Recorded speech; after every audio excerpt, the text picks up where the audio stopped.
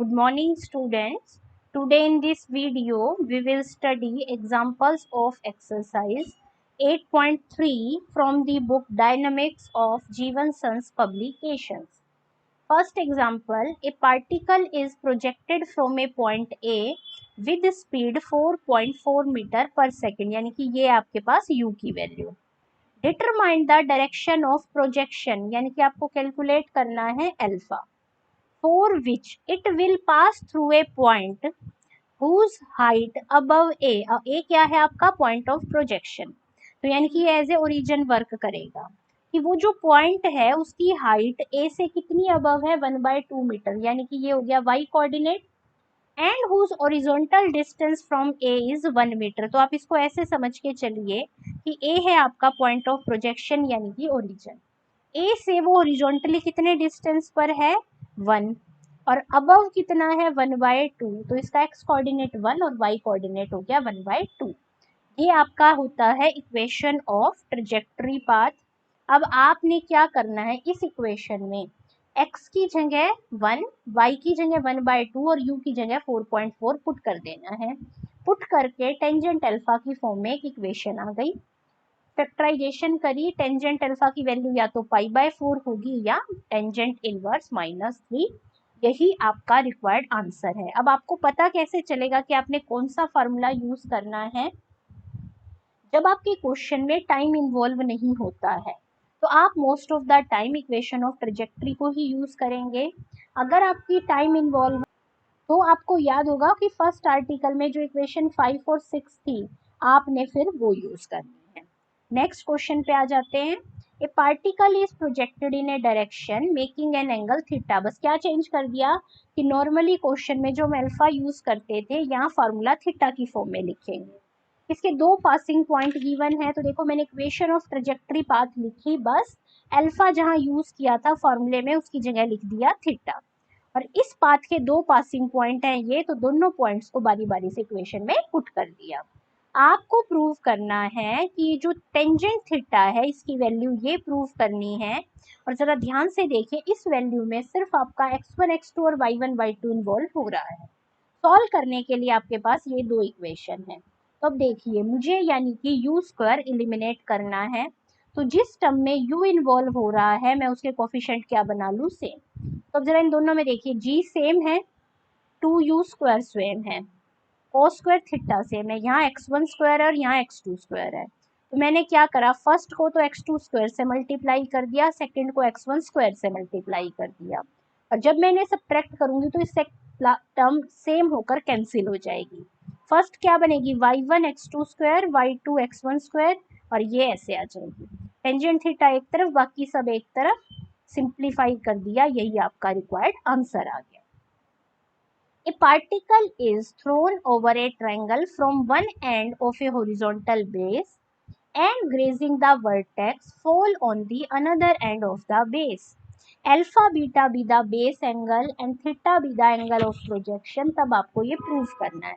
तो देखिए ये आपने अभी तो इक्वेशन ऑफ ट्रेजेक्टरी पाथ लिखी है, इसमें भी क्योंकि एंगल थीटा दिया हुआ है प्रोजेक्शन तो मैंने बस उस इक्वेशन में अल्फा की जगह क्या यूज करा है थीटा. अब देखो क्या कह रहा है कि आपके पास कैसा ट्रायंगल है, राइट ट्रायंगल मेंशन नहीं है, सिंपल ट्रायंगल मेंशन है कि पार्टिकल आपने ट्रायंगल के एक वर्टेक्स से थ्रो करा, वो दूसरे वर्टेक्स को क्रॉस करता हुआ तीसरे वर्टेक्स पर पहुंच गया. ठीक है. अब देखिए यहाँ पर यही लिखा है ना, thrown over a triangle from one end of a horizontal base gazing the vertex fall on the other end of the base. Alpha beta है उसके बेस एंगल्स, तो ये अल्फा और ये बीटा और ये आपका प्रोजेक्टाइल पाथ और ये जो एंगल है ये आपके पास कितना है थीटा. यहाँ पर जो आपने वेलोसिटी है वो आपने कुछ भी मान लिया u. अब मैं इस ट्रायंगल में यहाँ से एक परपेंडिकुलर ड्रॉ कर लेती हूँ, CM परपेंडिकुलर ऑफ AB. अब देखिए h be the height of the vertex C of triangle ABC. इस हाइट को मैंने h मान लिया. अब जरा मैं AM ये जो हॉरिजॉन्टल वैल्यू है इसकी वैल्यू निकाल रही हूँ. आप यूँ समझिए कि एक राइट ट्रायंगल है जिसका आपको परपेंडिकुलर पता है, आपको बेस निकालना है. तो AM कितना हो जाएगा, AM by H cot alpha बनेगा. तो AM की वैल्यू हो गई h कॉट अल्फा. तो कोऑर्डिनेट्स ऑफ C जो है अब जो सी कोऑर्डिनेट है उसकी हाइट आ गई h, और ये डिस्टेंस आ गया h कॉट अल्फा, तो उसका सी का कोऑर्डिनेट आ गया h कॉट अल्फा h। अब ये पॉइंट सी आपका ट्रेजेक्टरी पाथ पर है, तो मैं इसे इक्वेशन ऑफ ट्रेजेक्टरी पाथ में पुट कर देती हूँ। ये इक्वेशन बनी, देखिए यहाँ से h कैंसिल, यहाँ से h कैंसिल, यहाँ से h स्क्वायर से एक h कैंसिल, ये इक्वेशन आ गई। आल्सो अब एम बी की वैल्यू निकालूं तो ये राइट ट्रायंगल है, ठीक है। एम बी बाय एच आपका बनेगा कॉट बीटा, तो एम बी की वैल्यू हो गई H cot beta. A M और एम बी आप ध्यान से देखिए, जो आपने फर्स्ट एक्सरसाइज में हॉरिजॉन्टल रेंज पढ़ी थी वो क्या था, हॉरिजॉन्टल मैक्सिमम जितना डिस्टेंस ट्रेवल करा, और यहाँ पर वो क्या है, ए बी के इक्वल। ए बी है आपका A M plus M B के इक्वल, ए एम की और एम बी की वैल्यू पुट कर दी। अब यहाँ हॉरिजॉन्टल रेंज का फॉर्मूला पुट कर दिया और ये इसके इक्वल, तो यहाँ से यू स्क्वायर की हमने अपनी क्या निकाल ली, वैल्यू निकाल ली, ठीक है। और ये यू स्क्वायर की वैल्यू हम अपनी इस इक्वेशन नंबर 2 में क्या कर देते हैं, पुट। क्यों कर रहे हैं ऐसा पुट, क्योंकि आपको जो ये रिलेशन निकालना है वो सिर्फ थीटा अल्फा और बीटा में निकालना है, तो जो भी वेरिएबल्स इन्वॉल्व हो रहे हैं हम उनकी वैल्यूज को रिप्लेस कर रहे हैं। तो देखिए पुट करने के बाद 1 cot alpha tangent theta as it is, यहाँ पर बाकी सारी टर्म्स लिख दी, और 1 बाय यू स्क्वायर था तो इस वैल्यू का रेसिप्रोकल लिख दिया। जो कैंसिल हो रहा था कैंसिल करने के बाद आपका ये बच गया। अब इसको क्या करूं मैं, सिंप्लीफाई। हम इसमें सिंप्लीफिकेशन के लिए क्या कर रहे हैं, दोनों में से टेंजेंट थीटा कॉमन रख रहे हैं, तो यहाँ बचेगा कॉट अल्फा और यहाँ जितनी वैल्यूज थी वो लिख दी। एलसीएम लेकर आपने इसे सिंप्लीफाई कर लेना है, आपकी ये टर्म आ जाएगी। अब इस टर्म को देखिए हम सिंप्लीफाई कर रहे हैं, देखिए इधर 1 है ना, तो टेंजेंट थीटा तो मैं इधर ही रखूँ, ये टर्म लेफ्ट साइड पर ले आऊँ, तो इसका रेसिप्रोकल हो जाएगा। कॉट अल्फा कॉट बीटा को दोनों के अपोन में सेपरेट कर दे, तो ये 1 बाय कॉट बीटा और 1 बाय कॉट अल्फा, आपका रिक्वायर्ड रिजल्ट यहाँ से प्रूव हो जाए। Next example, a ball is projected so as just to clear 2 walls. एक बॉल ऐसे प्रोजेक्ट की जा रही है कि उसको 2 वॉल्स को क्लियर करना है। पहले की हाइट तो a है और डिस्टेंस b है हॉरिजॉन्टल से, हॉरिजॉन्टल यानी कि पॉइंट ऑफ प्रोजेक्शन, तो हाइट तो कितनी है a, मतलब कि आपका y कोऑर्डिनेट, हॉरिजॉन्टल डिस्टेंस है b यानी कि x कोऑर्डिनेट। दूसरी जो वॉल है उसकी हाइट b कर दी अब की बार, और डिस्टेंस पॉइंट ऑफ प्रोजेक्शन से a कर दिया, तो अब की बार x और y कोऑर्डिनेट बस जस्ट इंटरचेंज हो रहे हैं। आपको शो करना है range on the horizontal plane is this, और एंगल ऑफ प्रोजेक्शन एक्सीड कर रहा है इससे, ठीक है। तो आपकी ए एम और बी एन दो वॉल्स है, ये आपकी इक्वेशन ऑफ ट्रेजेक्टरी पाथ, इसमें दोनों पासिंग पॉइंट आपने पुट कर दिए। पासिंग पॉइंट पुट करने के बाद अब देखिए, पहले तो मैं इस वाले पोर्शन को कैंसिल कर रही हूँ क्योंकि मुझे अल्फा निकालना है ना, तो इसमें u वाली टर्म है तो हम इसे कैंसिल कर लेते हैं। तो क्या डिफरेंस है इन दोनों टर्म में, तो आपने क्या करा, ये वाला पार्ट जो मैं भी आपको बता रही हूँ ये मैंने यहाँ पर करा है। तो मैंने क्या करा, सेकंड इक्वेशन को तो a स्क्वायर से मल्टीप्लाई कर दिया, थर्ड को b स्क्वायर से, तो ये टर्म सब्ट्रैक्ट करने पे कैंसिल हो जाएगी। देखिए ये रहा, सब्ट्रैक्ट करके आपका बचेगा ये बचने पर आप जरा देखिए इसे कैसे सिंप्लीफाई करेंगे। अभी ये वाला पार्ट भी मैं आपको बताती हूँ। इस वाले पार्ट को देखिए कैसे सिंप्लीफाई करेंगे, टेंजेंट अल्फा एक तरफ बाकी सारी टर्म्स एक तरफ, a cube minus B cube का ये फॉर्मूला होता है, ये आपने कैसे निकाला है, a माइनस बी क्यूब के फॉर्मूले में से। एक्चुअल में ये फॉर्मूला ऐसे होता है, a माइनस बी की क्यूब, फॉर्मूला होता है a cube minus B cube minus 3ab a minus b। तो मैंने क्या करा, इस टर्म को तो एक तरफ रखा, इसको इस साइड ले आए, दोनों को सेपरेट कर दिया, आपकी वैल्यू बन गई ये। अब जरा देखिए 3 प्लस ये वाला जो पार्ट है ये पॉजिटिव पार्ट है, मतलब टेंजेंट अल्फा 3 से बड़ा है, तो अल्फा किससे बड़ा हो गया, टेंजेंट इनवर्स 3। अब आ जाइए इस पार्ट पे, जब आपको निकालनी है हॉरिजॉन्टल रेंज तो उसमें यू स्क्वायर वाली ये टर्म्स इन्वॉल्व होंगी, मैं इस पार्ट को कैंसिल कर दी हूँ। इस पार्ट को कैंसिल करने के लिए इसे b से मल्टीप्लाई करें, इसे a से और सब्ट्रैक्ट कर दें, तो आपकी टर्म बचेगी ये, ठीक है। अब क्या करा, ये वाली टर्म लेफ्ट साइड ले आते हैं, तो आपकी टर्म बची ये, टेंजेंट अल्फा वाली जो टर्म है उसे भी एक तरफ लाके हमने कैंसिल कर, आपका ये बच गया, देखिए जी बी क्यूब माइनस ए क्यूब, इसे एलसीएम लेके इधर मल्टीप्लाई कर लिया। ये वाली टर्म जब इधर मल्टीप्लाई हो जाएगी, टेंजेंट इंटू कॉस स्क्वायर आएगा तो एक कॉस कैंसिल हो जाएगा, साइन इंटू कॉस रह जाएगा। अब मैंने जो जो टर्म आपकी हॉरिजॉन्टल रेंज का फॉर्मूला बना रही थी वो तो रख ली एक तरफ और बाकी सारी टर्म रख ली दूसरी तरफ। ए क्यूब माइनस बी क्यूब का फॉर्मूला खोल दिया, ऊपर फॉर्मूले में बी माइनस ए आएगा और नीचे आपका बी स्क्वायर माइनस ए स्क्वायर के फॉर्मूले में भी एक बी माइनस ए आएगा, जो कि यहाँ कैंसिल हो गया है और ये आपका रिक्वायर्ड रिजल्ट आ गया है और यहाँ से आपका सेकेंड पार्ट रिजल्ट का प्रूव हो गया है। नेक्स्ट जो आपका एग्जाम्पल है वो ऑलमोस्ट थर्ड एग्जाम्पल पर ही बेस्ड है, बस यहाँ चेंज क्या हुआ कि वहाँ ट्रायंगल ऑर्डिनरी ट्रायंगल था, अब ट्रायंगल राइट एंगल ट्रायंगल है at C, is placed in a vertical plane की ए बी हॉरिजॉन्टल है और सी अपर मोस्ट, और सी पर कौन सा एंगल बन रहा है 90 डिग्री। देखिए ये आपका ट्रायंगल है ए बी सी, ये आपने सी को यहाँ रखा और ये एंगल कितने डिग्री का है 90 डिग्री। अब a particle fired from A passes exactly through C and B, आपको प्रूव करना है कि टेंजेंट थीटा ये है और वेलोसिटी ऑफ प्रोजेक्शन का फॉर्मूला ये है, और आपको गिवन है कि ए बी की वैल्यू है सी और एल्टीट्यूड के लिए आपने नोटेशन यूज करनी है पी। वहाँ उस क्वेश्चन में आपने ये हाइट एच मानी थी, अब क्योंकि यहाँ हाइट पी गिवन है तो हमने इसने नोटेशन ले लिया पी। ठीक है, ये एंगल आपको कुछ गिवन नहीं थे तो मैं एक एंगल मान लूँ अल्फा, ये 90 डिग्री है तो ये कितना बचेगा 90 minus alpha. Angle of projection मैंने मान लिया थीटा और वेलोसिटी ऑफ प्रोजेक्शन मान ली यू।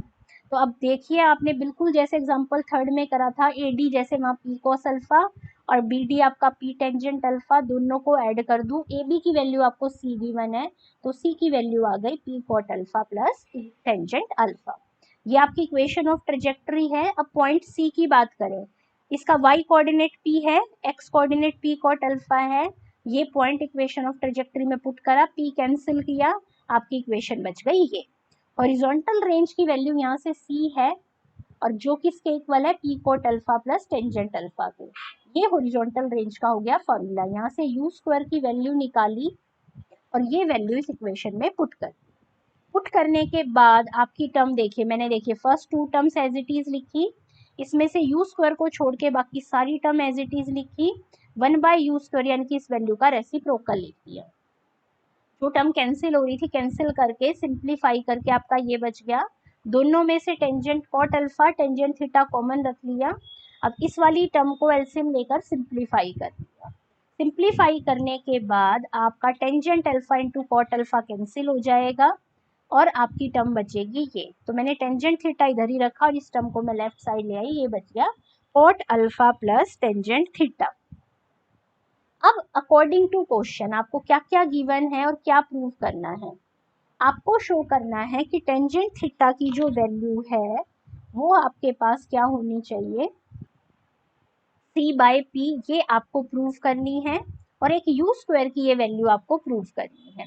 तो अब आप अपनी इक्वेशन 1 को देखिए और आपने ये जो इक्वेशन निकाली है इसको देखिए, यहाँ से cot alpha plus tangent alpha की वैल्यू टेंजेंट थीटा आती है जो कि आप यहाँ पुट कर सकते हैं, तो इससे आ गया c is equal to P tangent theta, यानी कि टेंजेंट थीटा हो गया c/p, यानी कि एक पार्ट आपका प्रूव हो गया। अब आपको निकालनी थी यू स्क्वायर की वैल्यू, यू स्क्वायर की वैल्यू है ये, और अगर आप अपने से टू प्रूफ से मैच करें तो यू स्क्वायर की वैल्यू में कोई भी थीटा अल्फा एंगल इन्वॉल्व नहीं होना चाहिए। अब जरा ध्यान से देखिए यू स्क्वायर की वैल्यू में, तो cot alpha plus tangent alpha की वैल्यू तो आपके पास है लेकिन साइन 2 थीटा नहीं है, तो अब देखिए हम इसकी वैल्यू निकाल रहे हैं, साइन 2 थीटा होता है 2 tangent theta by 1 plus tangent square theta, इसकी वैल्यू टेंजेंट की पुट करके इसे सिंप्लीफाई कर लिया। अब इस वैल्यू में देखिए cot alpha plus tangent alpha किसके इक्वल है आपका टेंजेंट थीटा के, और टेंजेंट थीटा किसके इक्वल है c/p के, पुट कर दिया, साइन 2 थीटा की वैल्यू पुट कर दी, सिंप्लीफाई करने पर आपका रिक्वायर्ड आंसर आ गया। Sixth example, shots fired simultaneously from the top and bottom of A vertical Cliff with elevation beta and alpha. देखिए बुक में मिस प्रिंटिंग थी, यहाँ अल्फा एंड बीटा लिखा हुआ है, लेकिन जो ये आपका आंसर है वो इस पर बेस्ड है कि जो टॉप से फायर करे तो किस एंगल से, बीटा से, और बॉटम से करे तो एंगल अल्फा से। तो देखिए ये आपने एक मान ली क्लिफ है आपके पास जिसकी हाइट है ओ से ए, जिसे मैंने एच से डिनोट करा हुआ। अब एक शॉट तो आपने बीटा एंगल से यहाँ से फायर करा और एक यहाँ से अल्फा एंगल से। यहाँ वेलोसिटी मैंने मान ली u और यहाँ वेलोसिटी मैंने मान ली v। फिर क्या कहते हैं, at the same show that if a is the horizontal distance of the object from the cliff, the height of the cliff is this। दोबारा से एक बार रीड करते हैं। shot fired simultaneously from the top and bottom of a vertical cliff with elevation beta and alpha respectively strike an object simultaneously at the same point। कि दोनों shot किसी point पर same time पर पहुंच गए, वो मैंने पॉइंट मान लिया P।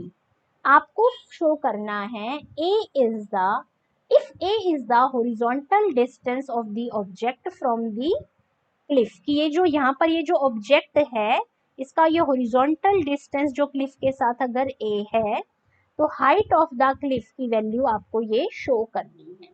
हाइट मैंने मान ली है स्मॉल h, तो आपने h की वैल्यू ये शो करनी है। तो मैंने मान लिया O और A बॉटम और टॉप हैं। ओ ए आपने मान ली है हाइट h है, u और v रिस्पेक्टिव वेलोसिटीज हैं और p पोजीशन है पार्टिकल की आफ्टर टाइम t। तो अब a की जो वैल्यू है वो आपकी किसके इक्वल होगी, हॉरिजॉन्टल डिस्टेंस है OM के, और आपकी किसके इक्वल होगी PN के। ठीक है, अब देखिए क्वेश्चन में आपने अभी तक जो भी मेन पॉइंट स्टडी किया है तो आप क्या मानकर चलते हैं कि जो पॉइंट ऑफ प्रोजेक्शन होता है वो आपका ओरिजिन होता है। अब क्योंकि यहाँ दो पॉइंट ऑफ प्रोजेक्शन है तो मैं इस पॉइंट ऑफ प्रोजेक्शन के विद रिस्पेक्ट टू एक्सिस को x और y नाम दे देती हूँ और इसके विद रिस्पेक्ट टू को x डैश y डैश नाम दे देती हूँ। तो अब क्योंकि हॉरिजॉन्टल डिस्टेंस तो हर एक्सिस के विद रिस्पेक्ट टू सेम रहेगा तो इस P पॉइंट के कोऑर्डिनेट दोनों एक्सिस के with respect to same A रहेंगे। अब बात करते हैं y कोऑर्डिनेट। तो अब ध्यान से देखिए, मैं मान लेती हूँ कि ये जो हाइट है ना PM, क्योंकि ये हमारा एक्स एक्सिस है तो इस पॉइंट की यहाँ से वर्टिकल हाइट h1 है, तो इस एक्सिस के विद रिस्पेक्ट टू इसका y कोऑर्डिनेट क्या हो गया AH1। तो देखिए A किसके इक्वल है OM के, तो PN के भी इक्वल है और PM आपने मान लिया h1, तो ये इसका x कोऑर्डिनेट आ गया। अब देखिए पूरी हाइट आपने h माननी है, ये इतनी हाइट आपकी h1 है तो ये कितनी बच गई h माइनस h1। अब हम इसके कोऑर्डिनेट्स निकाल रहे हैं इस एक्सिस के विद रिस्पेक्ट टू, तो ये जो नई वाली एक्सिस है इसका y कोऑर्डिनेट कैसे निकालोगे कि इसका पॉइंट जितनी डेप्थ है उसका नेगेटिव, तो माइनस h-h1। तो हमने दोनों एक्सिस के with respect two point P के कोऑर्डिनेट निकाल लिए। तो क्योंकि x कोऑर्डिनेट सेम है दोनों के विद रिस्पेक्ट टू तो फॉर्मूला क्या होता है u cos अल्फा t, और दूसरे के विद रिस्पेक्ट टू निकालू तो v cos बीटा t, दोनों किसके इक्वल होंगे a के। अब बात करते हैं y कोऑर्डिनेट। y कोऑर्डिनेट निकालने का फॉर्मूला अगर u और अल्फा लूँ तो ये आपने 8.1 में फॉर्मूला पढ़ा हुआ है, u sine alpha t minus half G T square, और दूसरे से हो जाएगा v sign beta t minus half G T square. इस एक्सिस के विद रिस्पेक्ट टू y की वैल्यू है h1 और इसके विद रिस्पेक्ट टू है माइनस h माइनस f। दोनों को सब्ट्रैक्ट कर लिया, क्यों, क्योंकि मुझे h1 कैंसिल करना है, क्योंकि कैलकुलेशन तो मुझे h की चाहिए। h की वैल्यू ये आ गई, लेकिन ये आंसर आपके रिक्वायर्ड आंसर से मैच नहीं हो रहा क्योंकि उसमें टाइम t इन्वॉल्व नहीं है। तो यहाँ से देखिए इस कंडीशन से t निकालूं तो क्या बनेगा a by U cos alpha, तो अल्फा वाले के साथ में तो टाइम की वैल्यू पुट कर दीजिए। यहाँ से अगर टाइम निकालूं तो a is equal to V cos beta T, तो टाइम की वैल्यू आएगी a by V cos beta.